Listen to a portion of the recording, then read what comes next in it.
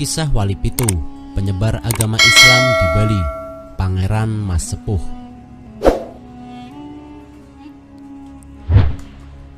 Inilah yang tercatat dalam sejarah sebagai wali pertama dari 7 ulama penyebar agama Islam di Pulau Bali, Pangeran Mas Sepuh. Beliau adalah seorang pangeran. Ayahnya adalah Raja Mengwi I, kerajaan terbesar di Bali kala itu. Sedangkan ibunya adalah putri dari Raja Blambangan. Tentu saja sebagai raja kerajaan di Bali, ayah Pangeran Mas Sepuh adalah penganut Hindu. Sementara itu sang ibu telah memeluk Islam.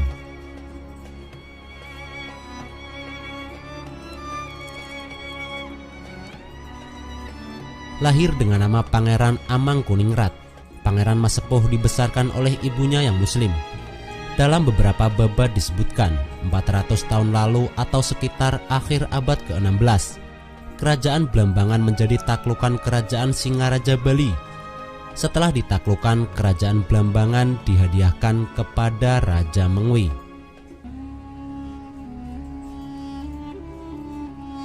Saat mengunjungi kerajaan Blambangan, Raja Mengwi menikahi putri kerajaan Blambangan yang sudah memeluk Islam. Dari pernikahan inilah lahir Pangeran Amangkuningrat atau Pangeran Mas Sepuh.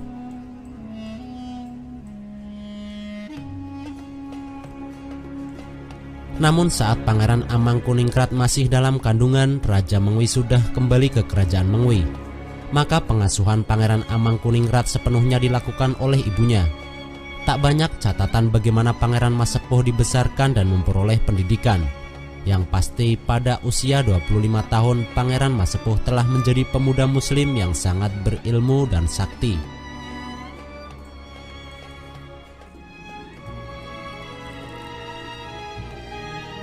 Saat itulah kepada ibunya Pangeran Mas Sepuh menanyakan perihal ayah kandungnya.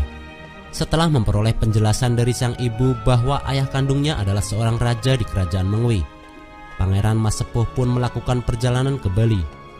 Konon dalam perjalanan ke Bali ini Pangeran Mas Sepuh diiringi oleh 40-an santri dan kiai.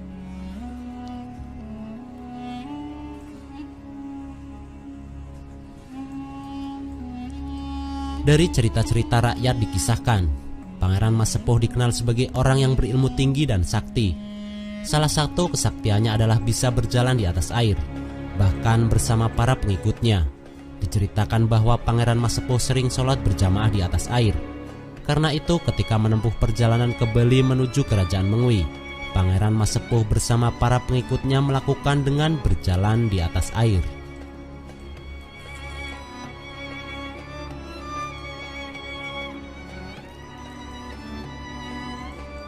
Namun saat sampai di kerajaan Mengwi, Pangeran Mas Sepuh tak bisa bertemu dengan ayah kandungnya.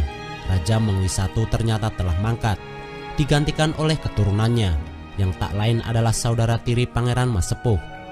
Selain kecewa karena tak bertemu dengan ayah kandungnya, Pangeran Mas Sepuh juga tidak memperoleh penerimaan yang semestinya di lingkungan kerajaan Mengwi.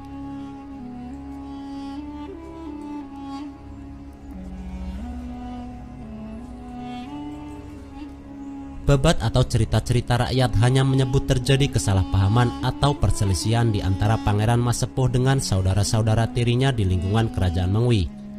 Tak pernah disebutkan perihal apa yang mereka salah pahami atau perselisihkan. Catatan yang ada hanya samar-samar menyebut ada rasa iri atau cemburu dari saudara-saudara tirinya akan kesaktian Pangeran Mas Sepuh yang sudah kondang.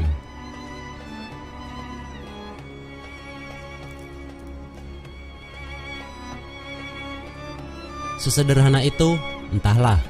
Yang pasti keberadaan Pangeran Mas Sepuh tidak diterima di lingkungan istana kerajaan Mengwi. Beliau harus angkat kaki. Bisa jadi benar karena iri atau cemburu. Atau lebih dari itu, bisa jadi mereka takut akan kalah pengaruh dan khawatir Pangeran Mas Sepuh hendak merebut tampuk kekuasaan. Juga bisa jadi mereka khawatir dengan paham dan ajaran yang dibawa Pangeran Mas Sepuh beserta para pengikutnya.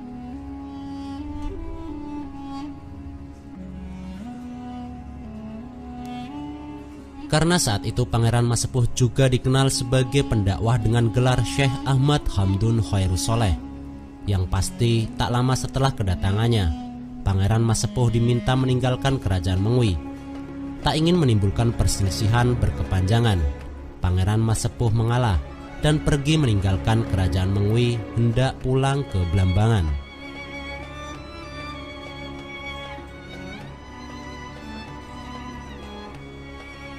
Namun saat tiba di Pantai Seseh di Desa Munggu, beristirahat sambil menunggu waktu yang tepat untuk menyeberang, rombongan Pangeran Masepuh memperoleh serangan dari gerombolan orang tak dikenal.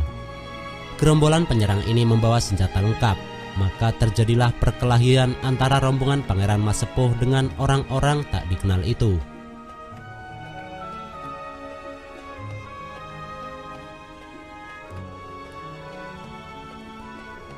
Saat terjadi pertempuran sengit itulah Pangeran Masepuh mengeluarkan sebilah keris pemberian dari ibunya. Saat itu keris itu dikeluarkan dari sarungnya dan diacungkan ke langit. Pasukan penyerang itu langsung terdiam, lumpuh. Namun Pangeran Masepuh memberikan maaf kepada musuh yang sudah tidak berdaya itu dan meminta mereka untuk pergi.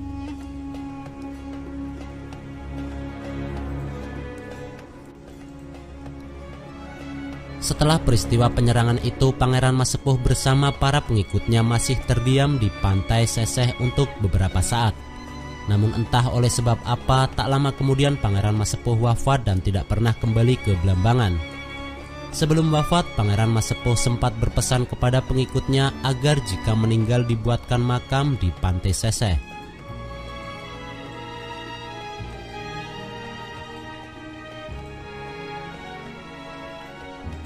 Makam inilah yang kemudian menjadi jejak petilasan salah satu dari Wali Pitu atau 7 ulama penyebar Islam di Bali. Bentuknya justru mirip pura atau tempat peribadatan pemeluk Hindu Bali dan memperoleh sebutan makam keramat Pantai Seseh. Lokasinya kini berada di Banjar Seseh, Desa Cemagi, Kecamatan Mengwi, Kabupaten Badung. Kini makam keramat Pantai Seseh tidak hanya menjadi tempat berziarah umat Islam, tapi juga masyarakat Hindu dari berbagai daerah.